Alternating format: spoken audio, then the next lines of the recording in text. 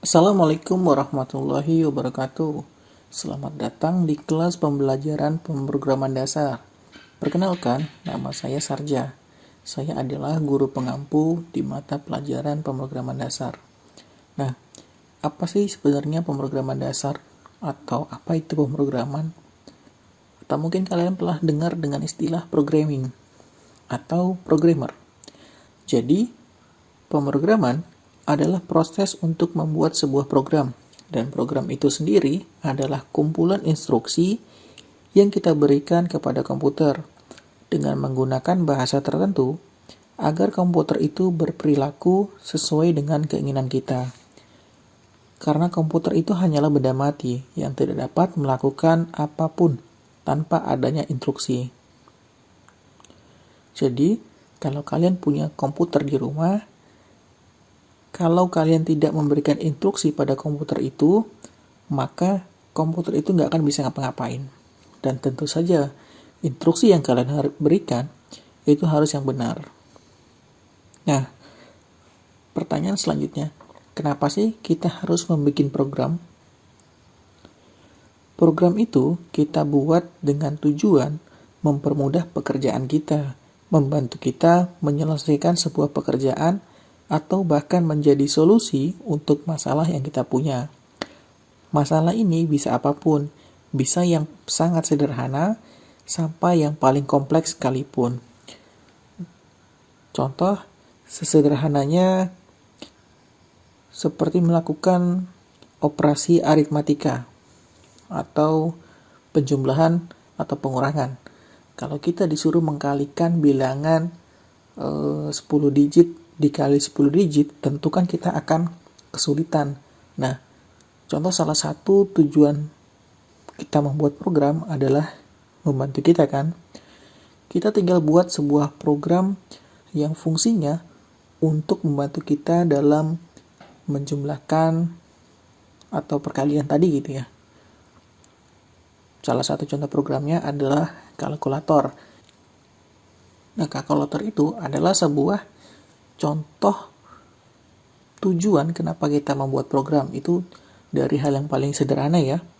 Contoh ada lagi yang tujuan pembuatan program itu untuk sesuatu hal yang lebih kompleks. Contohnya ketika kita membuat sebuah program yang memiliki kecerdasan buatan, atau mungkin kita membuat sebuah robotik, atau mungkin game yang sangat kompleks. Contohnya Free Fire atau Mobile Legends atau mungkin PUBG ya, yang tentunya itu sangat-sangat kompleks pemrogramannya ya.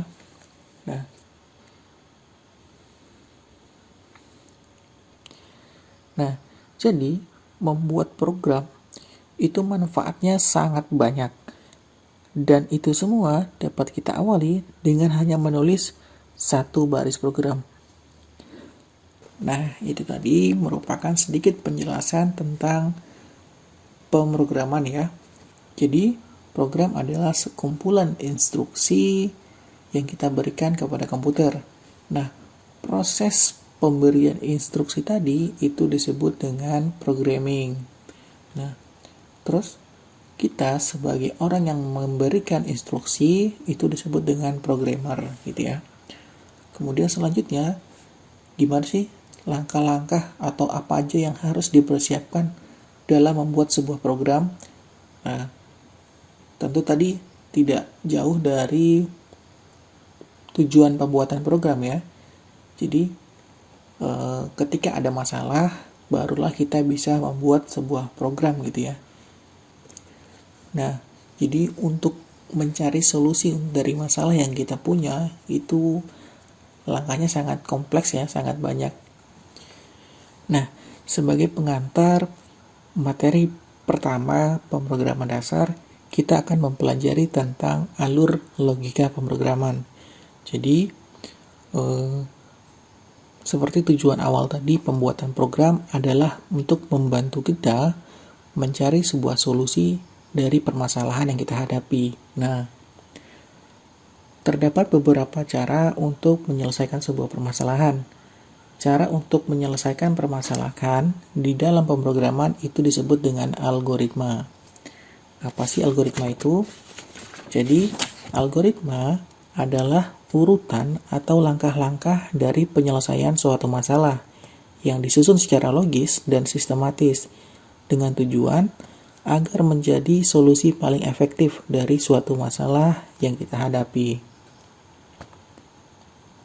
Sebagai contoh, dalam kehidupan sehari-hari nih ya, secara tidak sadar, kita tuh sudah melakukan beberapa algoritma. Contoh, ketika kita punya masalah. Nah, misalnya ketika kita ingin melakukan penarikan uang pada ATM. Itu kan ada urutan langkah-langkahnya ya, ada masalahnya. Kita pengen ngambil uang di ATM, itu adalah permasalahannya. Nah, terus langkah-langkahnya apa? Atau algoritma penyelesaiannya gimana? Nah, itu yang harus kita cari tahu ya. Contoh kalau di ATM, yang pertama itu bisa kita masukkan kartu pada tempat yang sediakan ya, kartu ATM-nya. Kemudian pilih bahasa yang akan digunakan, kemudian masukkan PIN ATM. Lalu pilih penarikan tunai, masukkan nominal uang yang ingin kita ambil, kemudian tunggu uang keluar dari mesin ATM ya. Kemudian jangan lupa untuk diambil kembali kartu ATM-nya. Nah, itu tadi adalah contoh sederhana algoritma dalam kehidupan sehari-hari. Nah, saya rasa itu cukup untuk pengantar algoritma pemrograman ya. Jadi, tugas pertama kalian adalah untuk menuliskan contoh algoritma dalam kehidupan sehari-hari. Contoh kalau saya tadi cara penarikan uang di ATM ya. Ada banyak contoh yang lainnya. Contoh misal membuat nasi goreng.